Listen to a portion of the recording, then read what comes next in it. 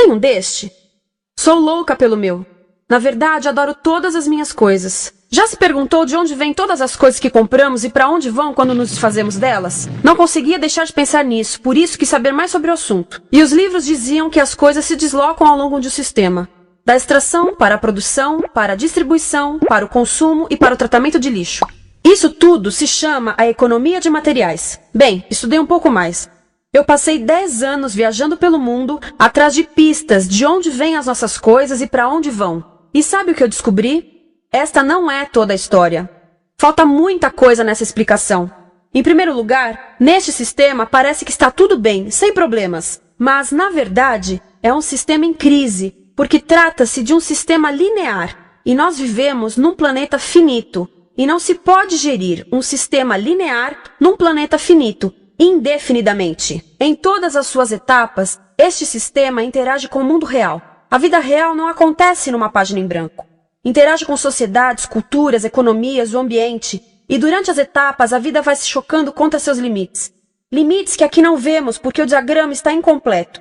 Então, voltemos atrás para preencher alguns espaços e ver o que falta. Uma das coisas mais importantes em falta são as pessoas. Sim, pessoas. As pessoas vivem e trabalham em todas as etapas desse sistema, onde algumas são um pouco mais importantes que outras. Algumas têm maior poder de decisão. Quem são elas? Comecemos pelo governo. Meus amigos dizem que eu devia usar um tanque para simbolizar o governo, e isso é uma realidade em muitos países, e cada vez mais também no nosso. Afinal, mais de 50% dos nossos impostos vão para os militares. Mas vou usar uma pessoa para simbolizar o governo, porque acredito nos valores e na visão de que o governo deve ser das pessoas, pelas pessoas, para as pessoas. A função do governo é olhar por nós, cuidar de nós. Esse é o seu trabalho. Depois vem as corporações. O que leva as corporações a parecerem maiores que o governo é porque elas são maiores que o governo. Atualmente, entre as 100 maiores economias da Terra, 51 são corporações. À medida que as corporações foram crescendo, em tamanho e poder, assistimos a uma pequena mudança no governo, como se estivessem mais preocupados com o bem-estar deles do que com o nosso. Muito bem, então vejamos o que mais falta nessa imagem. Começaremos pela extração, que é uma palavra pomposa para exploração de recursos naturais, que por sua vez é uma palavra pomposa para destruir o planeta. A verdade é que cortamos as árvores, arrebentamos as montanhas para extrair os metais, consumimos toda a água e exterminamos os animais. Aqui enfrentamos o nosso primeiro limite. Estamos ficando sem recursos naturais. Estamos utilizando demasiados materiais. Sei que isto pode ser difícil de ouvir, mas é a verdade. Por isso temos que lidar com isso. Durante apenas as 3 últimas décadas, foram consumidos 33% dos recursos naturais do planeta. Desapareceram. Cortamos, minamos, perfuramos e destruímos o planeta tão depressa que estamos debilitando a capacidade do planeta para sustentar o nosso modo de vida. Aonde eu vivo, nos Estados Unidos, resta-nos menos de 4% da nossa floresta original. 40% dos cursos de água estão impróprios para o consumo. E o nosso problema não é apenas estarmos utilizando demasiados recursos, mas o fato de estarmos utilizando mais do que a nossa parte. Temos 5% da população mundial, mas usamos 30% dos recursos mundiais. Se todos consumissem ao ritmo dos Estados Unidos, precisaríamos de 3 a 5 planetas. E sabem uma coisa? Só temos um. Então, a resposta do meu país a essa limitação é simplesmente ir tomar dos outros. Este é o terceiro mundo, que alguém dirá tratar-se apenas de uma expressão para designar o local para onde foram as nossas matérias-primas. E o que é que acontece? A mesma coisa, destruição do local. 75% das zonas de pesca do planeta estão sendo exploradas ao máximo ou além da sua capacidade. Desapareceram 80% das florestas originais do planeta. Só na Amazônia perdemos 2.000 árvores por minuto, o equivalente a um campo de futebol por minuto. Então, e as pessoas que vivem aqui? Bem, de acordo com esses sujeitos, eles não são donos desses recursos, mesmo que vivam lá há gerações. Não são donos dos meios de produção, nem compram muitas coisas. Nesse sistema, quem não possui nem compra muitas coisas não tem valor.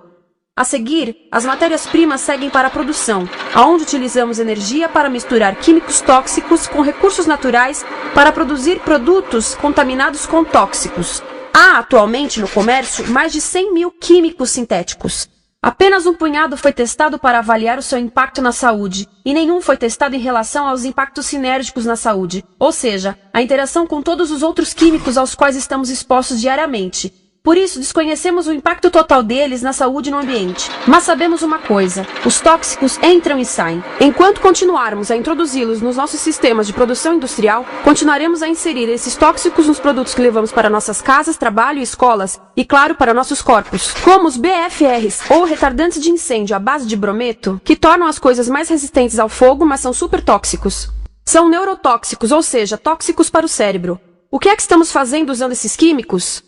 Apesar disso, os usamos em nossos computadores, eletrodomésticos, sofás, colchões e até alguns travesseiros. Sim, pegamos nossos travesseiros, os revestimos com neurotoxinas, levamos para casa e dormimos por 8 horas com eles. Não sei, mas acho que num país com tanto potencial, poderíamos ter uma maneira melhor de evitar que as cabeças peguem fogo à noite. Sabia que essas toxinas vão se acumulando ao longo da cadeia alimentar e se concentram nos nossos corpos? Sabe qual é o alimento do topo da cadeia alimentar com o nível mais elevado de químicos tóxicos? O leite materno. Isto significa que os menores membros das nossas sociedades, os nossos bebês, recebem as maiores doses de químicos tóxicos das suas vidas a partir do leite das suas mães. Não acha que é uma incrível violação? A amamentação deveria ser o mais importante ato humano de nutrição. Deveria ser algo sagrado e seguro. A amamentação continua a ser o melhor e as mães devem amamentar, mas nós deveríamos proteger esse ato. Eles deviam protegê-lo. Eu pensava que zelavam pelos nossos interesses. As pessoas que mais sofrem com esses produtos químicos são os trabalhadores das fábricas. Muitos são mulheres em idade reprodutiva, que trabalham com toxinas que afetam a gestação, carcinogênicos e muito mais. Agora eu pergunto, que tipo de mulher em idade reprodutiva trabalharia no emprego deste, exposta a estas toxinas, a não ser uma mulher sem outra alternativa? Essa é uma das maravilhas desse sistema. A erosão dos ecossistemas e economias locais, aqui, garante um fluxo constante de pessoas sem alternativas. No mundo, há 200 mil pessoas por dia se deslocando de ambientes que as sustentaram ao longo de gerações para cidades, onde muitas vivem em bairros de lata, à procura de emprego, por mais tóxico que seja. Não só os recursos são desperdiçados ao longo desse sistema, mas também pessoas, comunidades inteiras são desfeitas. Sim, as toxinas entram e saem. Muitas delas saem das fábricas em produtos, e muitas mais saem como subprodutos, ou poluição. E estamos falando de muita poluição. Nos Estados Unidos, as indústrias admitem liberar mais de 1.800.000 quilos de químicos tóxicos por ano. Deve ser muito mais, porque isso é o que eles admitem. Trata-se de outro limite, porque quem quer ver e respirar 1.800.000 quilos de químicos tóxicos por ano? Então o que eles fazem? Mudam as fábricas poluidoras para o estrangeiro, para poluir outros países. Mas, surpresa, grande parte dessa poluição volta para nós trazida pelo vento. E o que acontece depois de todos os recursos naturais serem transformados em produtos? Passam por aqui, para a distribuição, o que significa vender todo o lixo contaminado com toxinas o mais rápido possível. Aqui, o objetivo é manter os preços baixos, com as pessoas comprando os produtos em constante movimento. Como eles mantêm os preços baixos? Pagam salários baixos aos trabalhadores das lojas e restringem o acesso aos seguros de saúde sempre que podem. Tudo se resume em exteriorizar os custos. O verdadeiro custo da produção não se reflete no preço. Em outras palavras, não pagamos aquilo que compramos. Outro dia estive pensando nisto.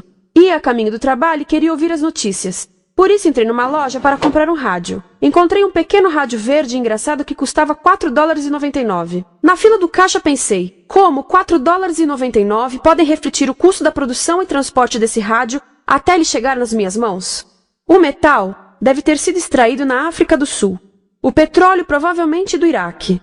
O plástico produzido na China e talvez montado por uma criança de 15 anos numa fábrica do México. $4,99 não paga nem o aluguel do espaço ocupado na prateleira, nem parte do salário do empregado que me atendeu, ou as viagens de navio e caminhão que o rádio fez. Foi assim que eu percebi que eu não paguei o valor do rádio. Então, quem pagou? Estas pessoas pagaram com a perda do espaço dos seus recursos naturais.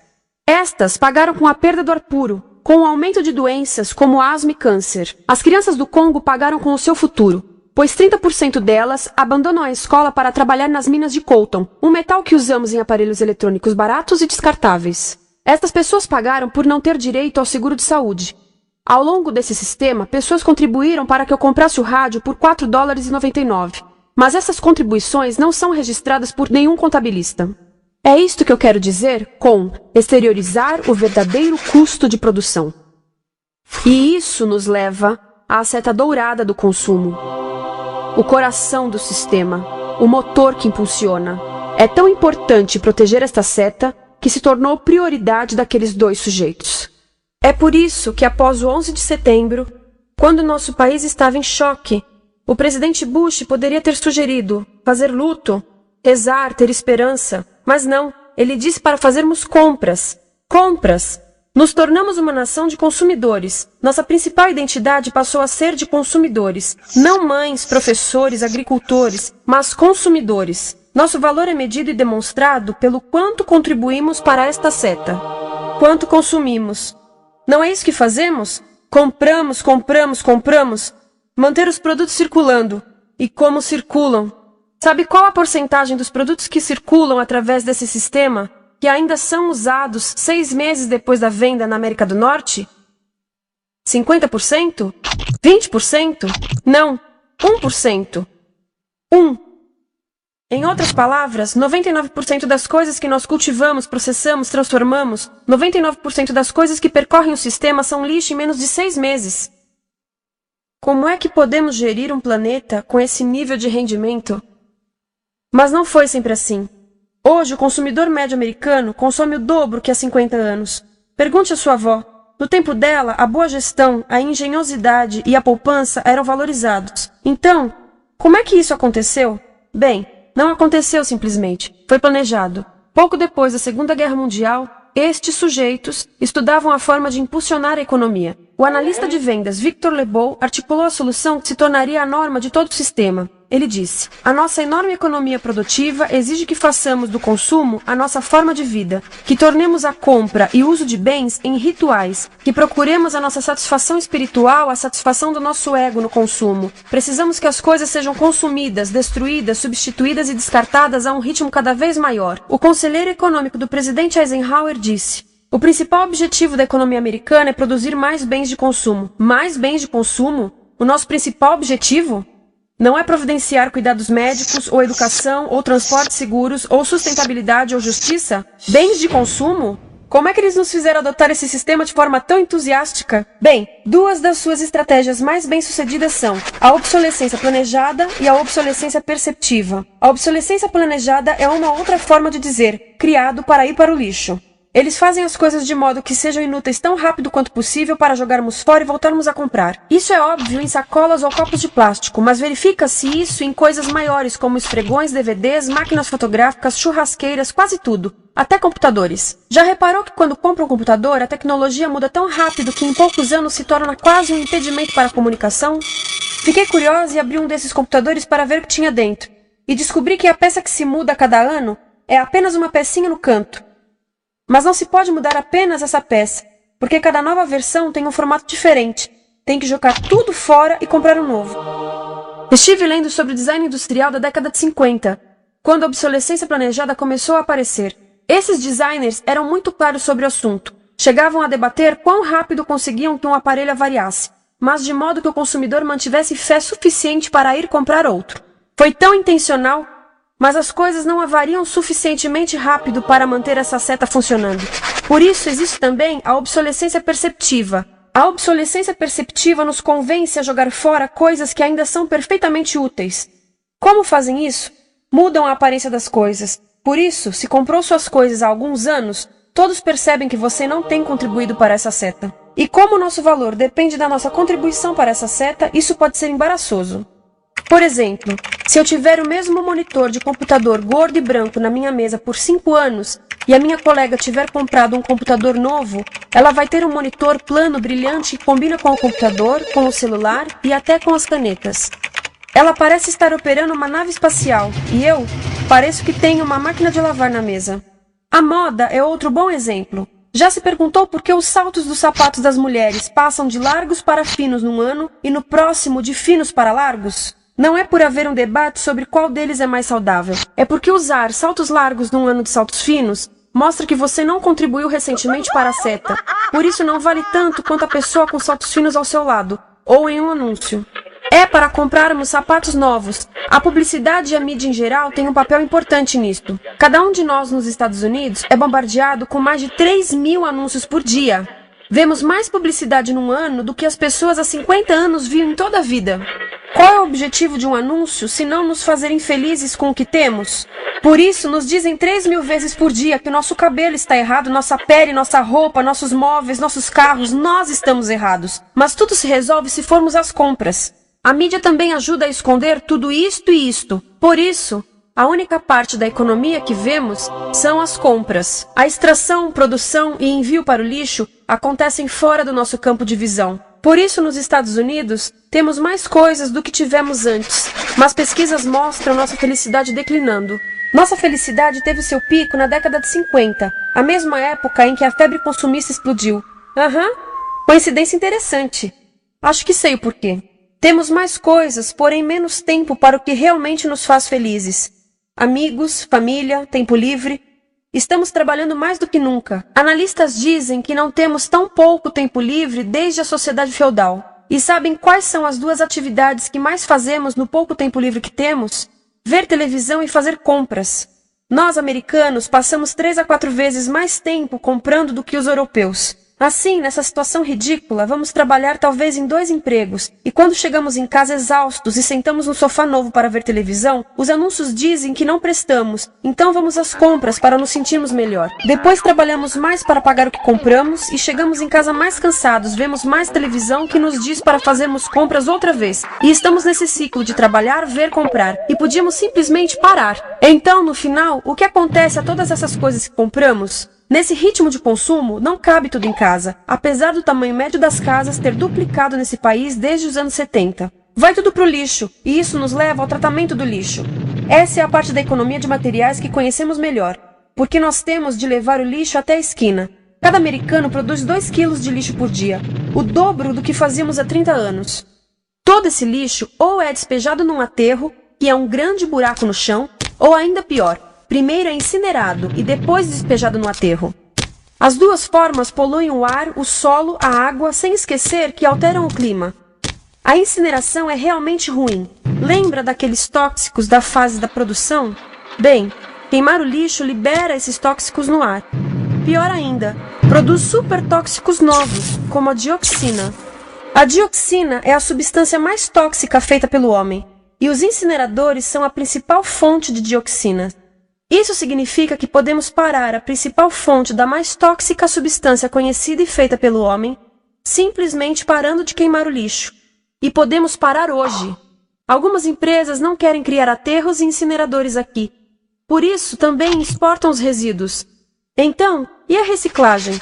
A reciclagem ajuda? Sim, a reciclagem ajuda. Ela reduz o lixo nessa extremidade e depois reduz a pressão para minerar e colher mais nessa extremidade. Sim, todos devemos reciclar, mas reciclar não é o suficiente. Reciclar nunca será suficiente por 2 razões. Primeiro, o lixo que vem das nossas casas é apenas a ponta do iceberg. Para cada saco de lixo que deixamos na esquina, 70 sacos de lixo são criados anteriormente, só para fazer o lixo desse saco que deixamos na esquina. Assim, mesmo que pudéssemos reciclar 100% do lixo das nossas casas, não se chegaria ao coração do problema. Além disso, grande parte do lixo não pode ser reciclado, ou porque contém demasiados tóxicos, ou porque é criado de início para não ser reciclável. Como aquelas caixas de suco, que têm as camadas de metal, papel e plástico, todas coladas. Não dá para separar essas camadas para reciclá-las. Como se vê, é um sistema em crise. Por todo o percurso, estamos batendo em limites, do clima em mudança ao decréscimo da felicidade. Simplesmente não está funcionando. Mas a parte boa de um problema tão generalizado é haver tantos pontos de intervenção. Há pessoas trabalhando aqui salvando florestas, e aqui na produção limpa. Pessoas trabalhando em direitos do trabalho, em comércio justo, em consumo consciente, no bloqueio de aterros e incineradores. E muito importante, em recuperar o nosso governo, para que seja realmente pelas pessoas e para as pessoas. Todo esse trabalho é criticamente importante, mas as coisas vão realmente começar a se mover quando enxergarmos as ligações, quando enxergarmos o panorama geral. Quando as pessoas ao longo do sistema se unirem, poderemos reivindicar e transformar esse sistema linear em algo novo, um sistema que não desperdice recursos ou pessoas, porque aquilo de que precisamos nos livrar é da antiga mentalidade de usar e jogar fora. Há uma nova escola de pensamento nesse assunto, e é baseada em sustentabilidade e equidade, química verde, 0 resíduos, produção em ciclo fechado, energia renovável, economias locais vivas, já está acontecendo. Há quem diga que é irrealista, idealista, que não pode acontecer. Mas eu digo que quem é irrealista são os que querem continuar pelo velho caminho. Isso é que é sonhar. Lembre-se que a velha forma não aconteceu por acaso. Não é como a gravidade que temos que conviver. As pessoas a criaram, e nós também somos pessoas. Por isso vamos criar algo novo.